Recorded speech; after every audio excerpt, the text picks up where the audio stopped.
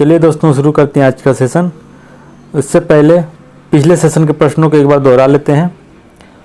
भारत ने किस देश के साथ climate action and finance mobilisation dialogue शुरू किया है? तो दोस्तों इसका सही आंसर होगा सी, संयुक्त राज्य अमेरिका।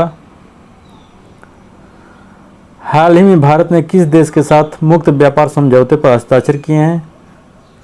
जॉर्जिया इसका सही आंसर होगा। भारत ने बाजरा का हब बनाने के लिए हाल ही में किस राज्य में बाजरा मिशन शुरू किया गया है? दोस्तों इसका सही आंसर होगा बी, छत्तीसगढ़। हाल ही में पीएम कुसुम योजना के तहत सोलर पंप लगाने वाला पहला राज्य कौन बन गया है? तो दोस्तों इसका सही आंसर होगा ए, हरियाणा। हाल ही में किस फुटबॉल खिलाड़ी ने पुरुष के अंतर्राष्ट्रीय फुटबॉल इतिहास में सबसे ज़्यादा गोल करने वाले खिलाड़ी गिनीज बुक वर्ल्ड रिकॉर्ड में अपने नाम दर्ज कराया है? तो दोस्तों ये हैं क्रिस्टियानो रोनाल्डो। हाल ही में माह में ICC player of the month कौन बन गए हैं? तो दोस्तों ये हैं जो रूट। फ्लोरेंस नाइटिंगेल अवार्ड 2021 से किसे सम्मानित किया गया है? दोस्तों ये हैं भानुमति घिवला। हाल ही में जिम लेनोज को किस कंपनी का सीईओ नियुक्त किया गया है? तो दोस्तों इसका सही आंसर होगा ए, याहू। हाल ही में भारत की स्पेस एजेंसी इसरो के साथ समझौता करने वाली पहली निजी कंपनी कौन सी बन गई है? तो दोस्तों ये है स्काउट रूट एरोस्पेस। हाल ही में किस देश ने लंबी दूरी के क्रूज मिसाइल का परीक्षण किया गया है? तो दोस्तों ये है उत्तर कोरिया, इसका सही आंसर होगा। हाल ही में श्रीलंका के किस तेज गेंदबाज ने क्रिकेट के सभी फॉर्मेट से संन्यास लेने की घोषणा कर दी है? तो दोस्तों ये हैं लसिथ मलिंगा। दोस्तों आज का वीडियो थोड़ा लंबा होने वाला है, तो वीडियो के लास्ट तक बने रहें। आज के प्रश्न काफ़ी महत्वपूर्ण हैं, आपके आने वाले एग्जामों के लिए काफ़ी यूज़फुल हो सकते हैं। चलिए शुरू करते हैं आज की क्लास।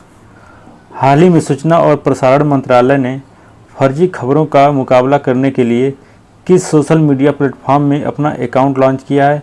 दोस्तों इसका सही आंसर होगा ए, टेलीग्राम। सूचना और प्रसारण मंत्रालय ने फर्जी खबरों का मुकाबला करने के लिए सोशल मीडिया प्लेटफॉर्म टेलीग्राम पर अपना अकाउंट लॉन्च किया है। इसे PIB फैक्ट चेक के रूप में लॉन्च किया गया था। इसका उद्देश्य केंद्र से संबंधित जानकारी को सत्यापित करना और लोगों तक प्रसारित करना है। हाल ही में केंद्रीय अप्रत्यक्ष कर और सीमा शुल्क बोर्ड द्वारा किस हवाई अड्डे को सीमा शुल्क अधिसूचित हवाई अड्डा घोषित किया गया है? तो दोस्तों इसका सही आंसर होगा सी, कुशीनगर हवाई अड्डा। केंद्रीय अप्रत्यक्ष कर और सीमा शुल्क बोर्ड द्वारा कुशीनगर हवाई अड्डे को सीमा शुल्क अधिसूचित हवाई अड्डा घोषित किया गया है। तो दोस्तों इससे बौद्ध तीर्थयात्रियों सहित अंतर्राष्ट्रीय यात्री आवाजाही में आसानी होगी। किस संगठन ने हिंदी दिवस के अवसर पर प्रोजेक्ट उड़ान शुरू किया है? दोस्तों इसका सही आंसर होगा बी, IIT बॉम्बे ने। IIT बॉम्बे ने 14 सितंबर 2021 को हिंदी दिवस के अवसर पर प्रोजेक्ट उड़ान लॉन्च किया। प्रोजेक्ट उड़ान को उच्च शिक्षा संस्थानों में शामिल होने के दौरान कई छात्रों द्वारा सामना करने वाली भाषा की बाधा को तोड़ने के उद्देश्य से लॉन्च किया गया था। प्रोजेक्ट उड़ान अंग्रेजी से हिंदी और अन्य भारतीय भाषाओं में इंजीनियरिंग और अन्य धाराओं की पाठ्यपुस्तकों, अन्य अध्ययन सामग्री के अनुवाद को सक्षम बना सकेगा। किस संगठन के साथ नीति आयोग ने शून्य प्रदूषण डिलीवरी वाले वाहनों के लिए शून्य अभियान शुरू करने के लिए भागीदारी की है? तो दोस्तों इसका सही आंसर होगा A, Rocky Mountain Institute. America based RMI Rocky Mountain Institute और RMI इंडिया के समर्थक से नीति आयोग ने उपभोक्ताओं और उद्योग के साथ काम करके शून्य प्रदूषण के वितरण वाहनों को बढ़ावा देने के लिए एक पहल लॉन्च की है। इस अभियान का मुख्य उद्देश्य होगा शहरी डिलीवरी सेगमेंट में इलेक्ट्रिक वाहनों को अपनाने में तेजी लाना और शून्य प्रदूषण वितरण के लाभों के बारे में उपभोक्ता जागरूकता पैदा करना।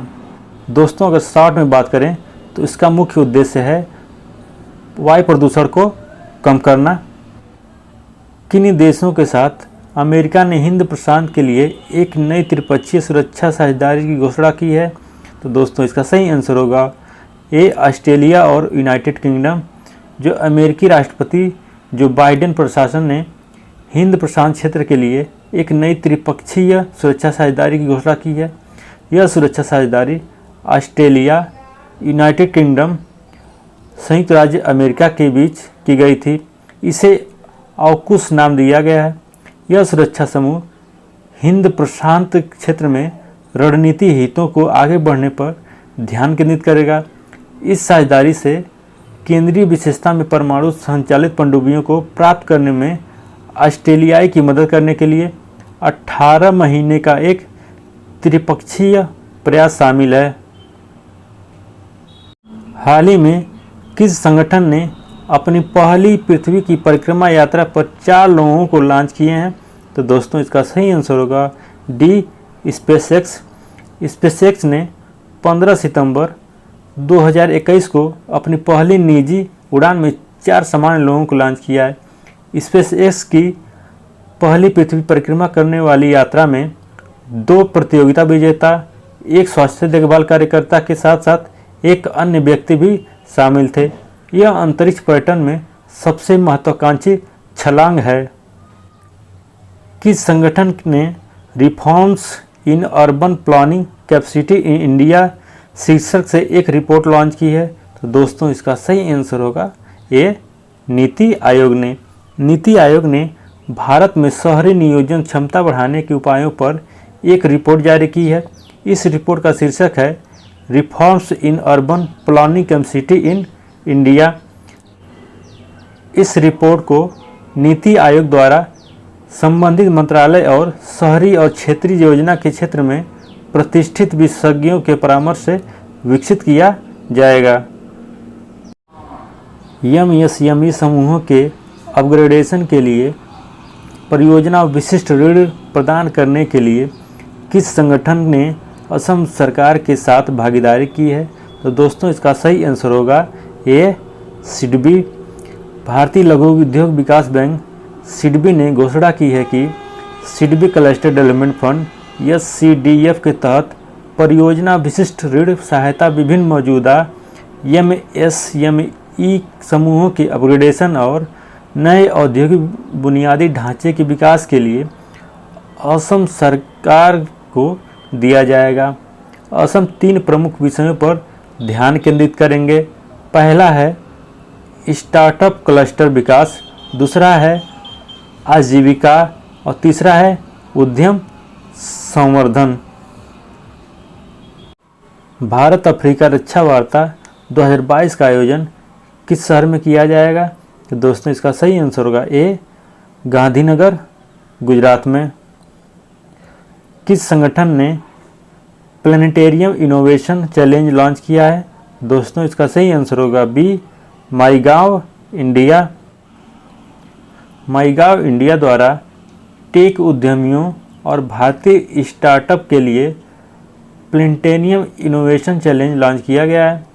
यह प्लानिटेरियम चैलेंज स्थानीय स्टार्टअप और तकनीकी फर्मों को एक साथ लाने के लिए प्राथमिक उद्देश्य के साथ शुरू किया गया है, जिसमें स्वदेशी प्लानिटेरियम सिस्टम सॉफ्टवेयर बनाने की क्षमता है। यह system software virtual reality, augmented reality और मर्ज्ड रियलिटी जैसे नवीनतम तकनीकों का उपयोग करके बनाया जाना है। हाल ही में किस देश ने एशिया प्रशांत मुक्त व्यापार समूह में शामिल होने के लिए आवेदन किया है? तो दोस्तों इसका सही आंसर होगा ए, चीन। चीन ने अंतर्राष्ट्रीय राजनीति में अपना प्रभाव बढ़ाने के लिए 11 देशों से बने एशिया प्रशांत मुक्त व्यापार समूह में शामिल होने के लिए आवेदन किया है। चीनी वाणिज्य मंत्री वांग वेटाओ ने ट्रांस पैसिफिक पार्टनरशिप के लिए व्यापक और प्रगति समझौते पर या एशियाई प्रशांत मुक्त व्यापार समझौते के लिए प्रतिनिधि के रूप में न्यूजीलैंड के व्यापार मंत्री को आवेदन प्रस्तुत किया है। इस व्यापार समूह में Brunei, Australia, Canada, Chile, Japan, Malaysia, Mexico, Peru, Singapore, New Zealand और वियतनाम देश शामिल हैं। स्वच्छता पखवाड़ा 2021 कहाँ लॉन्च किया गया? दोस्तों इसका सही आंसर होगा डी, कोच्चिन पोर्ट ट्रस्ट। 16 सितंबर 2021 को कोच्चिन पोर्ट ट्रस्ट में स्वच्छता पखवाड़ा 2021 का शुभारंभ किया गया और सभी विभागों में स्वच्छता की शपथ दिलाई गई। इस अवसर पर पत्तन क्षेत्र में श्रमदान सफाई कार्य प्रारंभ किया गया। पखवाड़ा गतिविधियों के दौरान बंदरगाह के क्षेत्र के भीतर कार्यस्थलों, कार्यालय परिसरों और शिल्प और सार्वजनिक स्थानों की सफाई का प्रस्ताव किया गया था। स्वच्छता पखवाड़ा एक पर्यावरण जागरूकता अभियान है जिसे स्वच्छ भारत मिशन के तहत शुरू किया गया। हाल ही में आरबीआई ने संचालन की निगरानी के लिए किस बैंक को निदेशकों की एक विशेष समिति बनाने के लिए अपनी मंजूरी दी है? दोस्तों इसका सही आंसर होगा ए, उज्जीवन स्मॉल फाइनेंस बैंक। भारतीय रिजर्व बैंक